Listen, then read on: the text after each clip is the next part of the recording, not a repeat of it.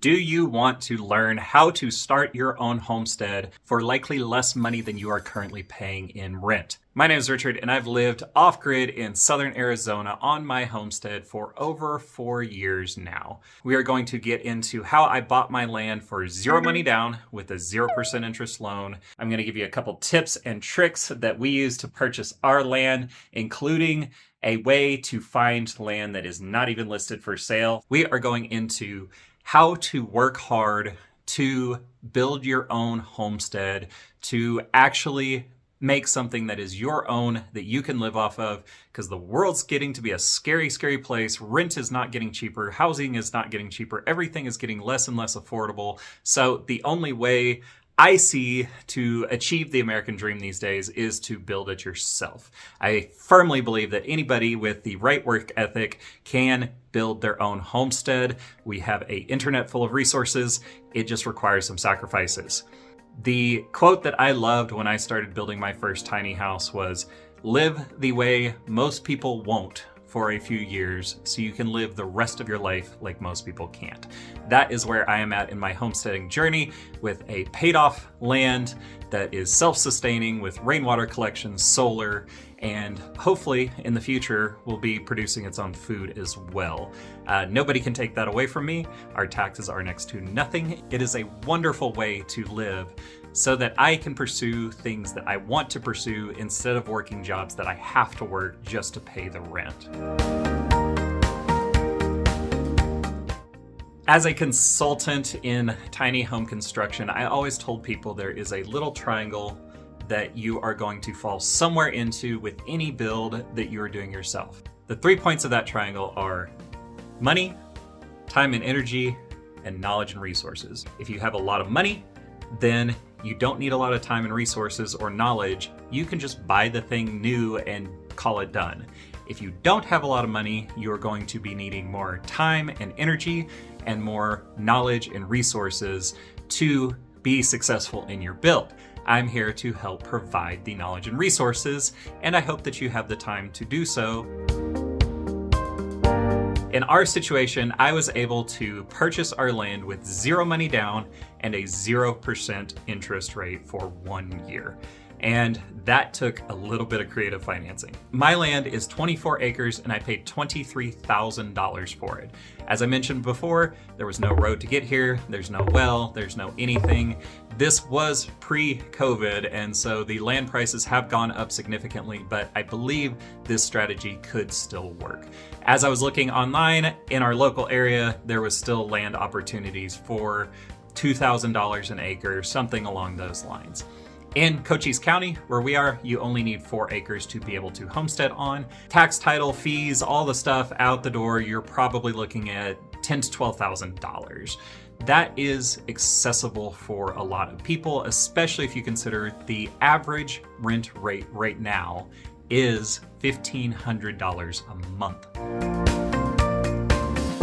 What I didn't realize when I was purchasing land is you get a lot of negotiating power as a buyer and or a seller. I always thought when you buy land, you stroke a check and that's the end of the deal, but I learned actually you can negotiate quite a few things in your purchase agreement. The way I got a 0% down, 0 interest rate for 1 year was negotiating. I took out a credit card that had a 0% interest rate for 12 months and was able to put an $11,000 down payment on that credit card.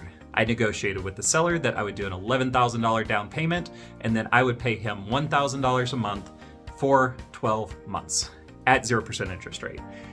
He pushed back a little bit. There was a lot of negotiation back and forth. This is not a quick process by any stretch of the imagination. It took us about a month of back and forth until we got this deal done, but we did get it done. One of the things I had to concede was if I missed one payment, I lost all the land, I lost all the money I put into the land, and that's what I gave him as a concession for this really great deal. I cannot stress this enough. If you decide to do this credit card method to make any big purchase, especially a land purchase, make sure you're able to pay it off before the 0% interest period finishes out, because you can get yourself in a lot of trouble. But if you're financially responsible, have some sort of an income coming in, and are willing to work hard, this can be a great way to buy land with zero money down, 0% interest. The reason I felt comfortable doing this was because I had the cash in the bank. I just didn't want to spend it because I knew I would need stuff for the homestead. It was making interest. There was no reason for me to be putting the full cash amount out when I could pay a little under $2,000 a month for the land for 1 year. We paid our land off in 1 year, not 15, not 30, 1 year it was paid off. Most banks don't really want to give out a loan for a $12,000 property that has nothing on it because they don't see it as valuable, and so therefore they can't repossess it and gain their value back if you stop making payments or anything like that. What a lot of rural properties and a lot of properties that are built by the owners have to do is what's called owner financing, which means me as the landowner who is selling to you, the land buyer, is taking on the risk and getting payments rather than me getting a full check for the full amount. This is extremely common in rural areas, especially for listings that have been sitting for a long time. You can go into your realtor.com or Zillow and see how long a property has been sitting. If it's been sitting for 60, 90, 120 days, you have some leverage over that buyer, and they may be a little bit more willing to negotiate things.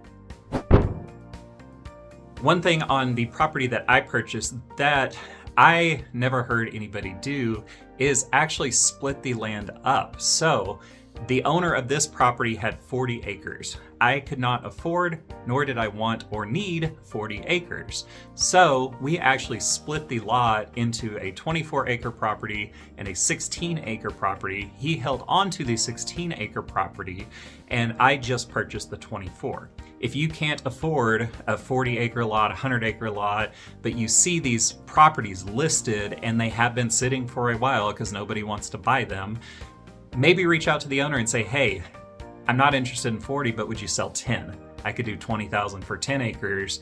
And then they may, just to get some cash in their pocket, be more willing to talk with you and make a deal that works in your favor and at least gets you started down the homesteading journey.